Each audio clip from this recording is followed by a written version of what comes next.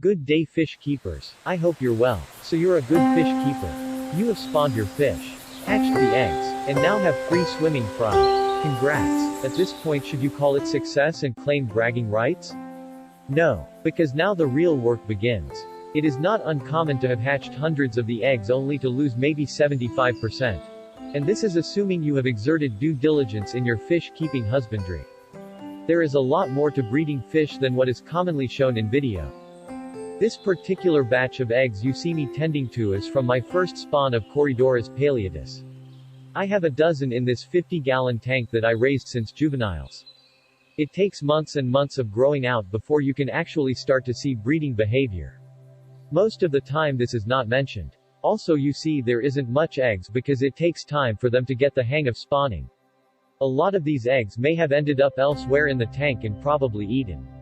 It would probably another 5 to 10 spawns before they will master the process. Another aspect of fish breeding that is not shown is the amount of work needed to ensure the survival of the fry. Here you see me doing daily water changes. These are the fry for the eggs shown earlier. They hatched in 3 days and now the work begins. All in all, I had 10 fry that are now moving about this small tub. I used a air line attached to a rigid plastic tube to do the water changes. While one hand holds the siphon, the other holds the hose ready to pinch the line in case any of these fry come near my siphon.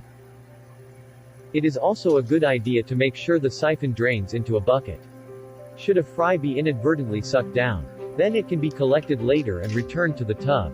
Please note I use these small tubs because per experience it makes it easier for the fry to seek out the food. I also do not add more than 2 inches of water. Using the same bucket that I drained the water into, I fill it up with fresh water and I allow it to slowly siphon down back into the tub. It's just me being cautious as I don't want to shock the fry. Should the water coming inside have a huge temperature difference from the water already in the tub. Now we level up the maintenance. Here is another batch of Corydoras enis fry, commonly called bronze cories, that just hatched. There is a significant number of fry in here, all hiding underneath that moss and on the leaves. Doing water changes here is extremely tricky and will take a lot longer to finish. Remember that bucket I told you about earlier? Well, I actually sucked down a fry without even knowing it. When I was done changing the water, I checked the bucket and voila, I see 1 fry in there. So I use my turkey baster and bring this guy back up to the tub with his siblings. Now let's even level up the water changes even more. Sometimes it is just impossible to avoid sucking the fry. Sometimes the tank is just either full of fry or the fry actually will come to you out of curiosity. This is a contraption that I made to make that situation easier. It's just a cheap plastic bin. It already has holes in the bottom and I just hot glued a laundry net in it. This is what we are going to use to do a water change on the 50-gallon goldfish fry grow out tank.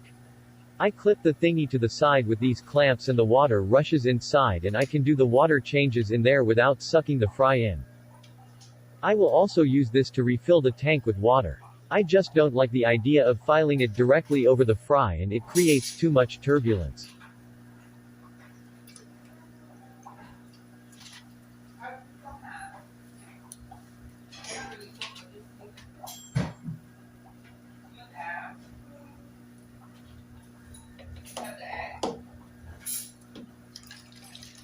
Perfect timing. Time for breakfast with ham and eggs. My fry water change chores are almost done.